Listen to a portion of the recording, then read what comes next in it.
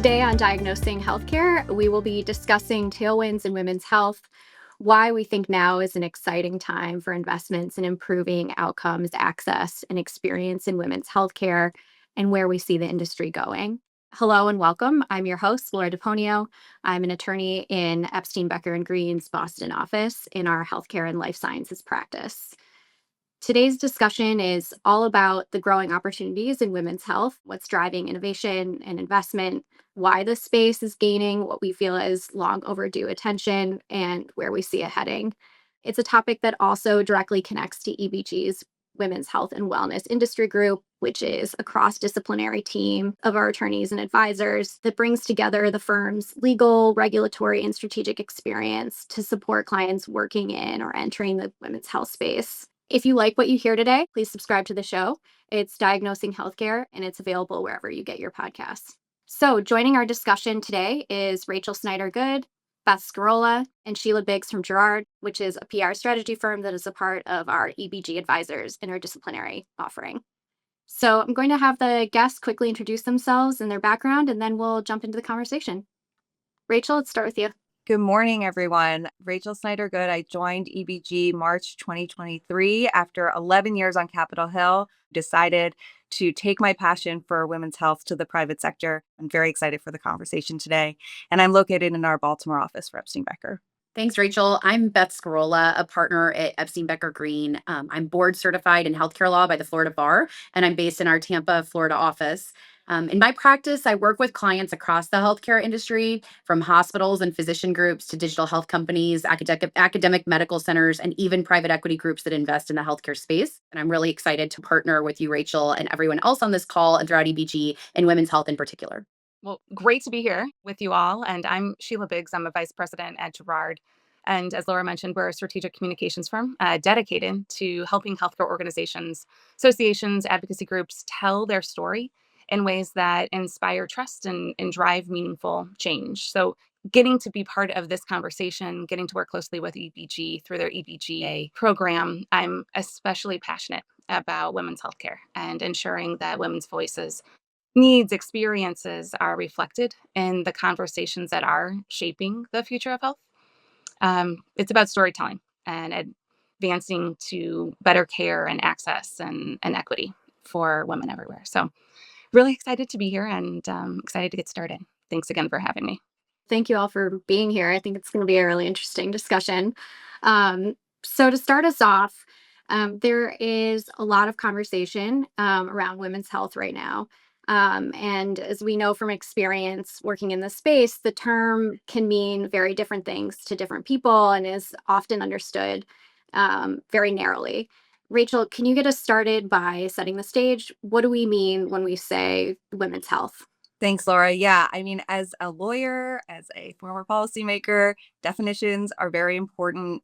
When we were creating the women's health and wellness industry group at EBG, we really wanted to make sure that we were capturing the entire definition and make it as broad as possible because we feel it is as broad as possible. So we wanted to make sure that we think about women's health broader than just fertility care, reproductive care, or as like a women's health equity issue. We wanted to make sure that we were talking about the entire women's health span, that it was both physical health and mental health, and that it captured all of the different pain points that we currently see in the healthcare system. The basis for what we did came from the National Institutes of Health, which is that women's health is a broad category that includes health issues that are unique to women, such as menstruation and pregnancy, as well as conditions that affect both men and women, but that may affect women differently, such as heart disease and diabetes. And I think that that last part is a piece that often is missing in the conversation because there are so many diseases. The more that we see women in clinical research and the more that we get information about women's health, where there are diseases that impact women disparately. And we want to make sure that that's included in the definition. For me, one of the main reasons that my former boss, Senator Mikulski, pushed to have women in clinical trials is because at the time in the 1990s, women were just considered small men and there wasn't a lot of research. And she and others pushed really hard for the 1993 NIH Revitalization Act, which formalized the new Women's Health Office at the NIH and created an infrastructure that requires women and minorities in clinical trials. And we just had the 30th anniversary of that act in 2023. And Women's Health Access Matters released a report for that anniversary that found that even 30 years later, only 4.5% of coronary artery research, 7% of autoimmune rheumatoid arthritis research, 12% of Alzheimer's research, and only 15% of lung cancer research are allocated to projects focused specifically on women. And we know that these are diseases that disparately impact women. So we're casting a very wide net here because we do think that women's health needs to be considered in kind of all corners of the healthcare industry and throughout a woman's life cycle from period to postmenopause. All right, thanks, Rachel. I know that we probably all feel much more comfortable that we're all working with the same definitions, very lawyerly of us. So, Beth, turning to you, I think it is fair to say that a driving force behind our focus and excitement about the women's health space is, based on both the urgency and also a lot of the innovation that we're seeing firsthand. You've been working with women's health focused companies for years. Can you share your perspective on where the industry has been and, in your view, what it looks like today? Sure. And even just for some perspective, before I started my law practice, but not that long ago, historically, women's health hasn't gotten the attention or the investment that, frankly, it deserves. For years, the space really struggled to attract funding because investors underestimated market potential, and the political and regulatory environment kept shifting. I mean, at a certain point in time, women didn't have as much economic power as they do today. That's starting to change. So, globally, women's health market has been valued at $49 billion in 2024, and it's expected to keep growing steadily, around 5% a year through 2030. And that's driven by an aging population and new therapies that are designed specifically for women. Today, we're seeing real momentum and recognition out there that women's health is a huge untapped opportunity. We're seeing innovation, as you mentioned, Laura and Rachel, across the board, especially in femtech, as companies work to improve access, outcomes, and overall care experience for women at every stage of life. And the reality is, as I just mentioned, that women are the healthcare economy in many ways. They make up half of our global population. They drive 80% of healthcare decisions. And we as women are more likely than men to seek medical care. At Davos earlier this year, the McKinsey Health Institute shared a report that really resonated with me. That report showed that women spend more times of our lives in poor health compared to men, about 9 more years in poor health on average than men. They called the gap in this difference between a woman's health span and her lifespan. Those years in poor health affect not just individual well being, but also productivity, earning potential, and family and community life. So employers are starting to pay attention as well. And as Deloitte put it so well in their report on women in health, women are America's most powerful consumers. Women are essential to the workforce. And when you improve women's health, you improve population health as a whole. Yeah, thanks, Beth. I think the data on women's decision-making power and economic influence is really compelling. And I know, in our internal conversations, it's certainly been central to how we've thought about opportunities in this area and how we can support companies working in the space. I mean, that said, we also know there are very real and present challenges in women's health as it sits today. From the policy side, we've seen pretty significant cuts and threats of cuts to federal funding for women's health care.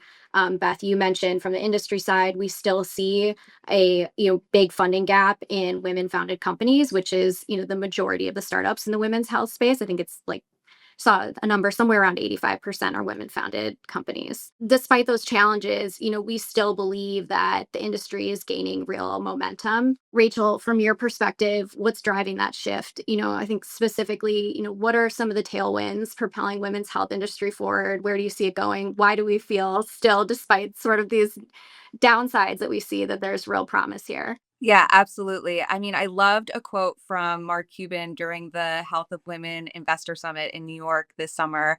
He said, quote, "Where there's underinvestment, there's the greatest opportunity. To go where other people are not looking is when the most money is made," end quote.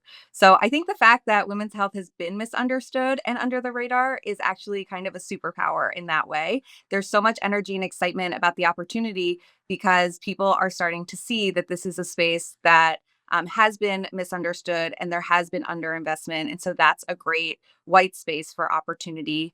My former boss, Senator Mikulski, used to say men of quality will always support women who seek equality. And I think that's such an important part of this conversation, that men need to be on board and not just supporting women, but also just being champions in this space. And we've seen other investors and other founders like Mark Cuban who are seeing the opportunity here. And this is important because the Female Founders Fund released a report recently outlining that all female founding teams received only 2.1% of venture capital funding, even though female founders do more with less, burning only $270,000 per month on average, while overall US startups burn $320,000 per month.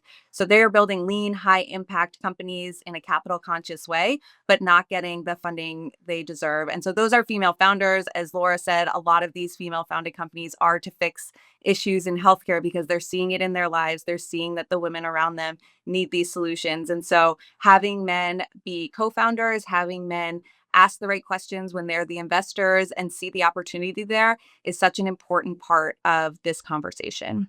Agree completely. And just last month, Melinda Gates launched a $100 million push for women's health research and Portfolio. It's a venture fund led by women for investing in women's health, launched their own women's health fund. This is just the start. It's exciting. There's a lot of energy. Just quoting a Forbes article from August by Jerry Single, women's health has moved from niche to necessary. And I couldn't agree more with that. Beth, I think you spoke to this earlier in our conversation, but we're on track, we as women, to control about 38% of investable assets by 2030. That's a significant change within the market and what we control within our personal capital. Yeah, and also we've seen that individual states are taking the lead here as well on the government side. States like Rhode Island and Oregon have recently passed state laws to put in place workforce protections for women experiencing menopause and requiring health insurers to cover menopause treatment. Women are staying in the workforce longer and they're dealing with menopause, and employers are trying to help them stay in the workforce. They don't want to lose that experience and those great employees. And so this is an area that we're seeing a lot of growth. At the federal level, we also saw an executive order by President Trump directing federal agencies to expand access to in vitro fertilization, again, keeping women in the workforce, making sure that they have opportunities to stay in the workforce, to build the families that they want, and to have the access that they and their families require. Yeah, Sheila, I'd be curious to hear, from your perspective, and Rachel and Beth and I see parts of the life cycle, or if we're lucky with some companies or clients, a lot of the life cycle of products development or deployment of tools. But I'm curious, from the PR and communication side, how have you seen the narrative around women's health change in recent years, or have you seen a change? And if you have, what do you think that, tells us about where the industry is potentially going? Yeah, we've definitely seen a shift. I mean, especially over the past few years, we've watched women's health move from margins to mainstream, similar sentiment to the Forbes lead there. But it's not just a medical issue, it's economic and societal. It's our priority now. So I think the shift comes on the heels of the recognition that women's health is the underpinning of workforce participation, as Rachel was speaking to, family stability, and community well-being in general. Reporters are connecting the dots between policy and innovation and access, the rise of menopause care and maternal mental health. There's a surge of investment in femtech, as we've talked about. But I'm also really excited to see that research equity is also at the forefront of priorities when there is this surge of investment. There's also a significant conversation happening outside of traditional media landscape. So specifically, Jarrard did a study recently, a consumer survey, and it was about where people are going for health information. And this is health specific to well-being, similarly to what Rachel was speaking to. It is about where they go when they're looking for information first. And 36% of women are going to Google. And so it depends on what Gemini and the AI bot is pulling up. and that's second to OBGYN and primary care. So there's an opportunity for providers to fill that delta with information that gets to consumers the way that they're looking for it. And then, Laura, to answer your question with regard to how this is impacting the industry or commentary thereof, I think that's maturing really fast, and that's exciting. I think we're entering a phase of women's health that is being treated as essential, finally, right? Essential infrastructure within our community's well-being, and it's not a niche anymore. Um, in my opinion, the organizations that thrive will be the ones that treat women's health as a driver of growth and not just a checkbox anymore. Yeah, that's really interesting, the Gerard findings. And, I think is good for us to hear because even when we were trying to figure out, what do we name this industry group? We had started with sort of women's health. And we're like, well, that's might not really be broad enough. Just given all of the different ways that women are accessing care and how they're looking at healthcare over the life cycle. Really interesting.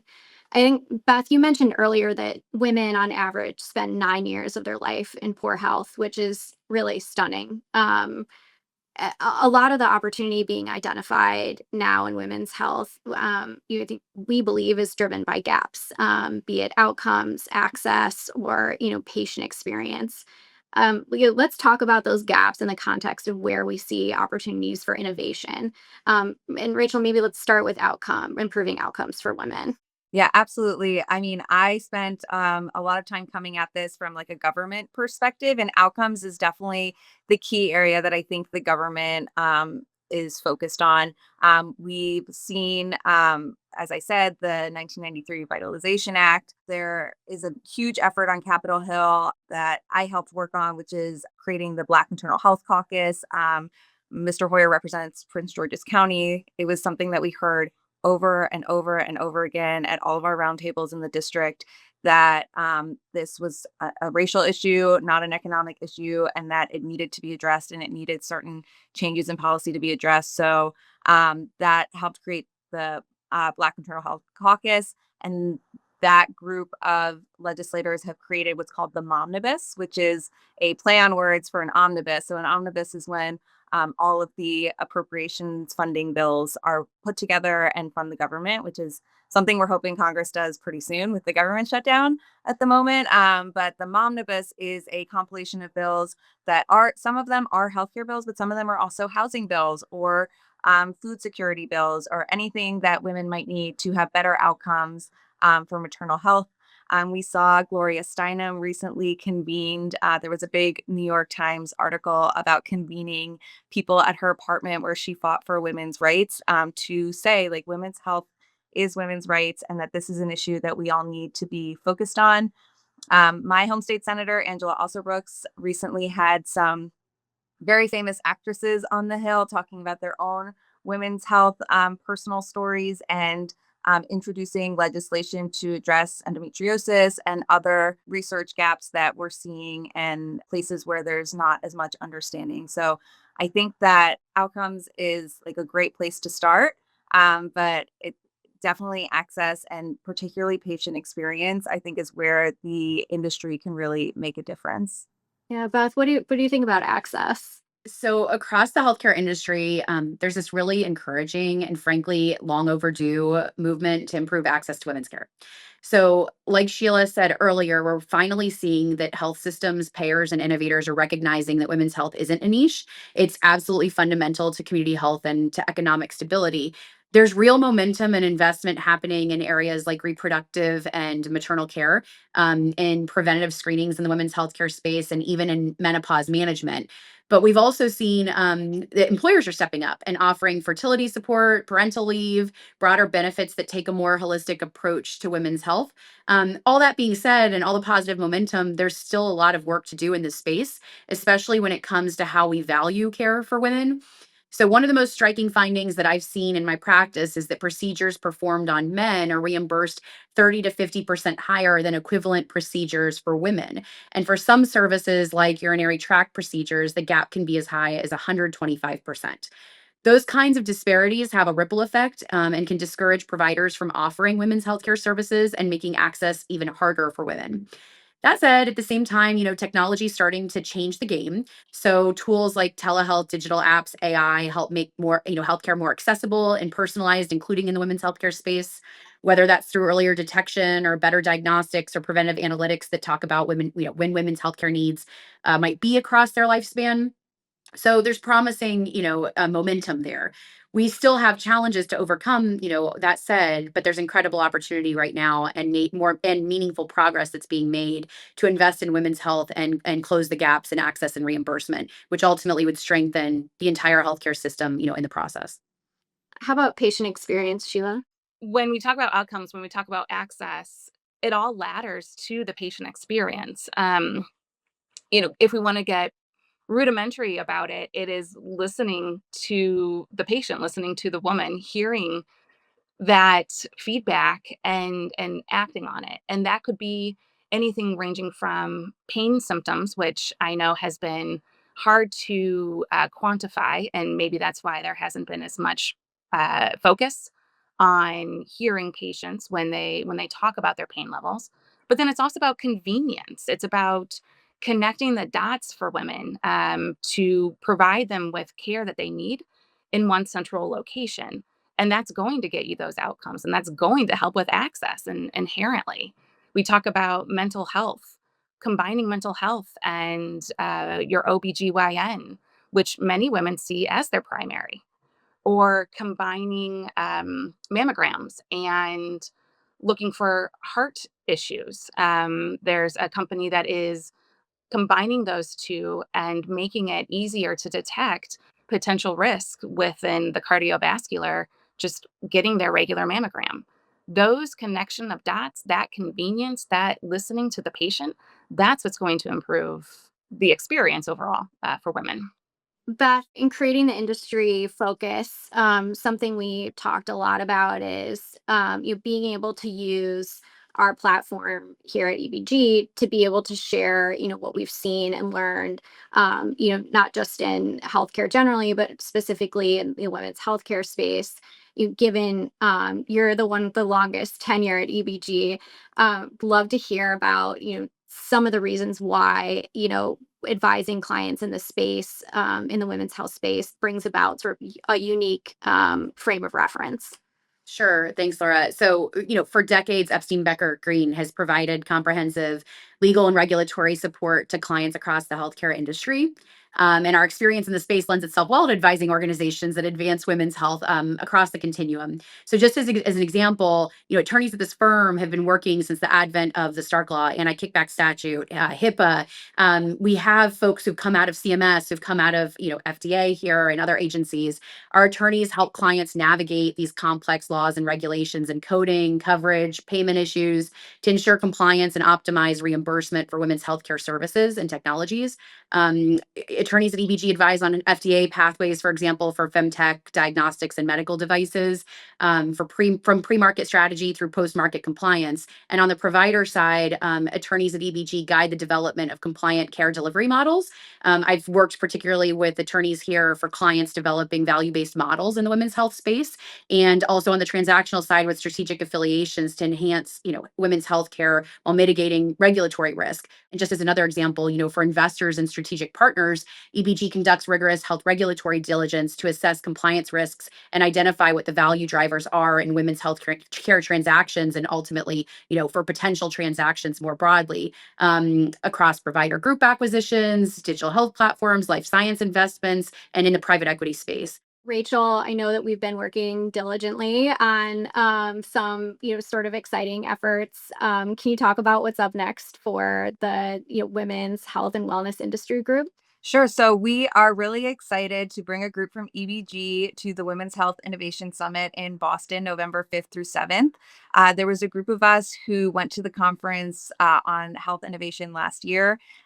Previously, this had been three separate conferences, one for reproductive health, one for consumer goods, and one for healthcare innovation generally. And we're very excited that this year it's putting all three conferences together and getting everyone, investors, founders, and people from across the industry that are coming together in person to see how we can better the women's health industry. So we're excited that we're going to be there. And if you are going to be there, please reach out. We would love to meet you in person and see how we can be helpful to you in women's health. Yeah, definitely. I think it'll be a really inspiring time. It was last year for sure. So let's end on that note.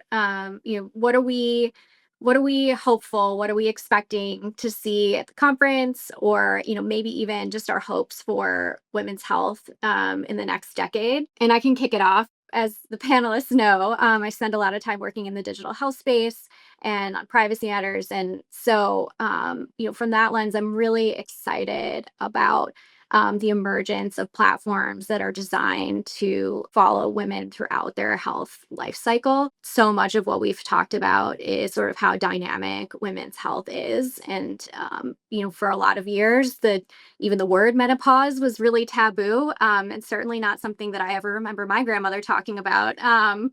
And so, I think that's has the potential to really change the game for women.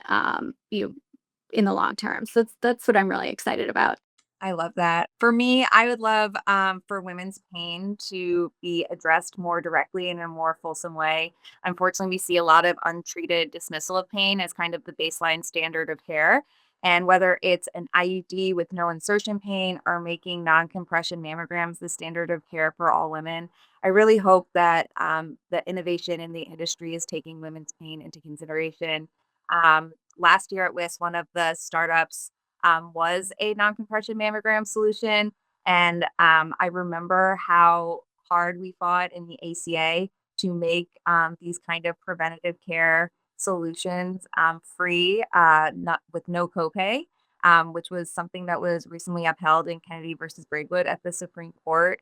And unfortunately, despite these efforts to improve access, we are seeing the rates of breast cancer in women going up every year, and we are seeing the rates of women who annually get their mammograms going down. And I personally, when I first got my first mammogram, it all clicked. Like, this is why people aren't going. It's very painful. It can be kind of humiliating.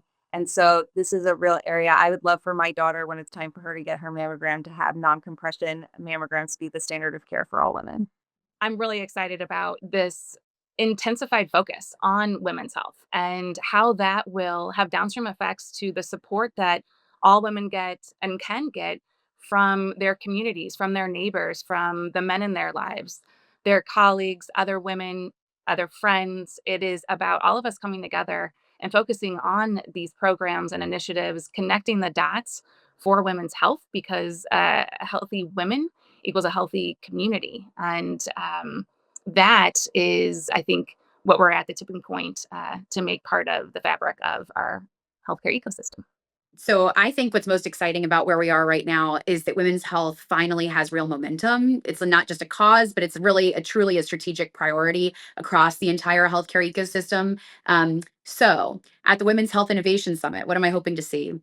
I think I'd say I'm hoping to see even deeper collaboration between the innovators who've been in this space for a while, providers, payers, policymakers, and investors, because that's how lasting change ultimately happens. From a legal and policy standpoint, I'd love to see continued focus on aligning reimbursement and regulatory frameworks with value in women's health. We can't talk about equity without addressing the fact, as we did in this podcast, that procedures for women are still reimbursed at significantly lower rates than comparable procedures for men. And I feel like fixing that is foundational to improving access and attracting sustained investment. Looking ahead to the next decade, I'd say that my hope is that we move from awareness to accountability, and that women's health isn't treated as a specialty or a niche, but really is a central part of how we define quality care, innovation, and economic growth across the entire healthcare system. Yeah, it's exciting to think about, and a much needed inspiration during a time that I think can feel sometimes heavy if you turn on the news.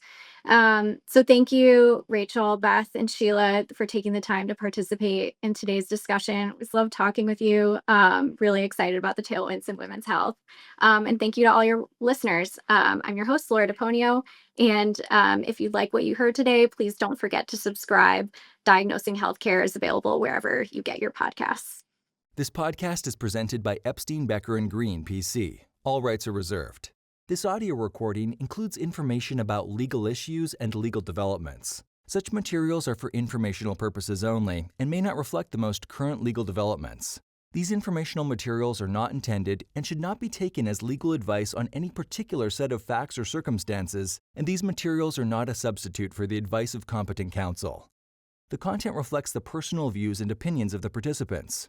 No attorney-client relationship has been created by this audio recording.